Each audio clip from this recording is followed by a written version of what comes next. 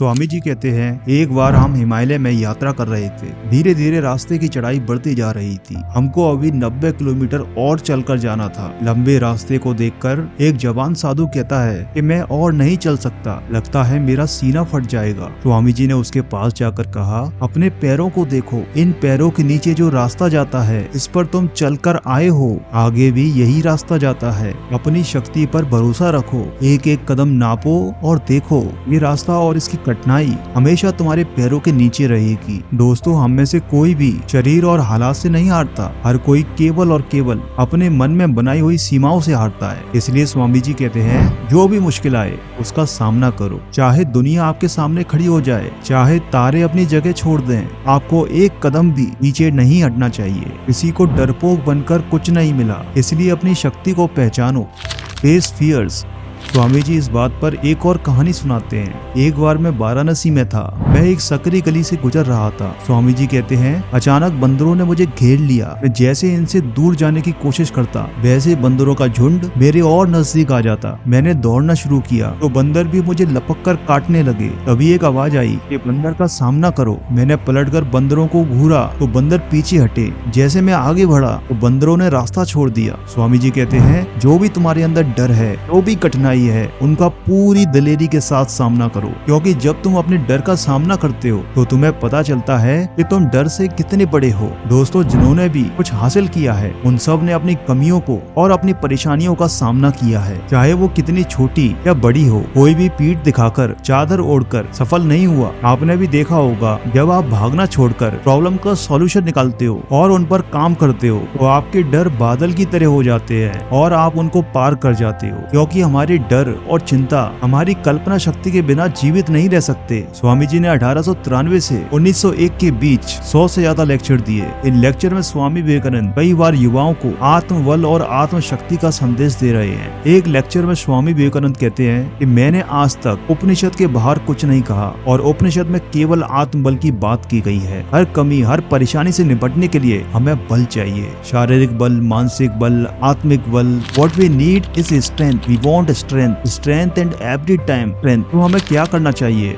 You are the source of all energy. Swami ji एक lecture में कहते हैं, क्या आपको पता है कितनी ऊर्जा, कितनी शक्ति आपके अंदर छुपी हुई है? वैज्ञानिक इंसान के बारे में बहुत ही कम जान सके हैं। इंसानों को सालों हुए इस धरती पर आए, लेकिन हमने अभी तक अपनी शक्ति का अति सूक्ष्म रूप ही देखा है। Only infinitesimal part of man's power has been manifested till now. इसलिए कभी भी अपने आप को कमजोर मत समझना, क्योंकि तुम्हारे पीछे असीम शक्ति और आनंद का महासागर है।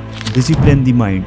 कैसे पाई जाए वो स्ट्रेंथ जिसकी स्वामी जी बात कर रहे हैं? Discipline the mind. मन को शांत रखो और ध्यान को एकाग्र करना सीखो। स्वामी जी कहते हैं, जब आपका मन आपके कंट्रोल में होता है तो अपने आप पूरा शरीर नियंत्रण में आ जाता है। आप इस शरीर रूपी मशीन को अपनी इच्छा का गुलाम बना लेते हो। स्वामी जी कहते हैं, आपके विचार एनर्जी और एक्शन पैदा करते हैं, इसलिए सफल जीवन में विचार अहम भूमिका निभाते हैं। Thought is a critical dynamic component in any successful life. Swami ji कहते हैं, अगर आपको लगता है कि न्यूक्लियर एनर्जी बहुत शक्तिशाली है, यानी मैटर में बड़ी ऊर्जा छिपी है, तो आप ये जानते ही नहीं कि आपके विचारों में पूरी सृष्टि की शक्ति छुपी है। स्वामी विवेकानंद आगे कहते हैं कि जो तत्व यानी एलिमेंट जितना सूक्ष्म होता है उतना शक्तिशाली होता है। एकाग्र विचारों की मौन शक्ति में सबसे ज्यादा बल होता है। इसलिए जिस इंसान का मन एकाग्र और मौन रहता है बड़ी आसानी से स्थितियों को प्रभावित कर लेता है। दोस्तों, आज तक आपको सबसे ज्यादा साहस किसने प्रदान किया? इस पर आप ध्यान देंगे तो पाएंगे कि आपके खुद के संकल्प ने, आपके खुद के डिसीजंस ने। जब इंसान खुद की ताकत को भूलता है तो कमजोर महसूस करता है।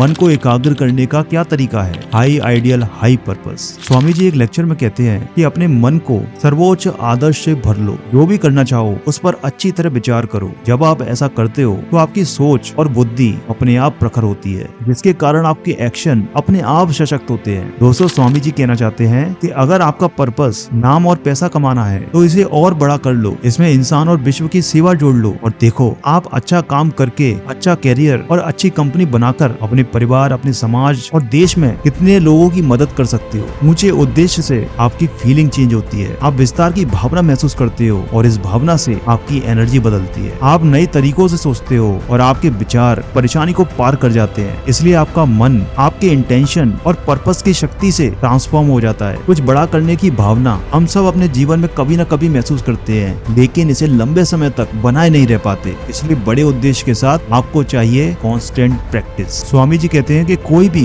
डरपोक तोते की तरह बातें कर सकता है लेकिन संकल्प शक्ति वाला ही प्यारों को एक्शन में बदल सकता है। हमेशा अपने विचारों को लक्ष्य और उसके कार्य पर बनाए रखो। हम लोग लगातार कोशिश करने से, अभ्यास करने से मानसिक बल प्राप्त करते हैं। लगातार कोशिश करने और सचेत रहने से ही आंतरिक शक्ति प्रकट होती है। Constant vigilance, constant awareness is the price of strength, infinite faith and strength.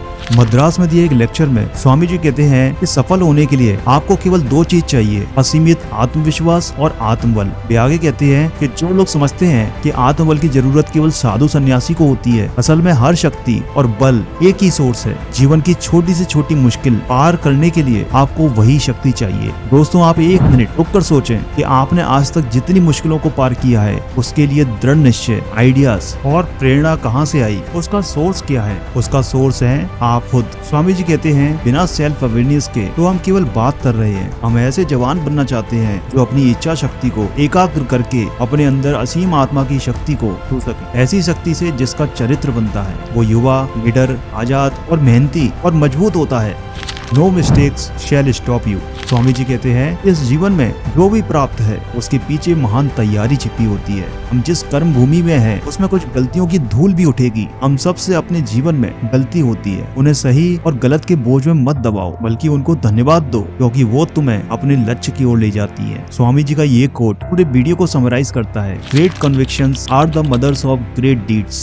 कर्म महान है लेकिन वे खुद एक महान सोच और महान बिलीफ सिस्टम में आते हैं। जो दिमाग महान विचार नहीं सोच सकता वो ओरिजिनल विचार भी नहीं सोच सकता। ऐसे दिमाग ने क्रिएटिविटी की शक्ति खो दी है। इसलिए अपने दिमाग को महान विचारों और आइडियल से भरो। दिन रात इनको दोहराओ, अपने सामने रखो और सतत कर्म करो। इन सब प्रक्रियाओं से अद्भुत रिजल्ट पैदा होंगे। दोस्तों, स्क्रीन पर शो हो रहे आप इन दो वीडियोस को भी जरूर देखें। इन वीडियोस से आपको बहुत कुछ सीखने को मिलेगा और आपको बहुत सारी इंस्पिरेशन मिलेगी। मैं इसी तरह की वीडियोस आपके लिए आगे भी लाता रहूंगा।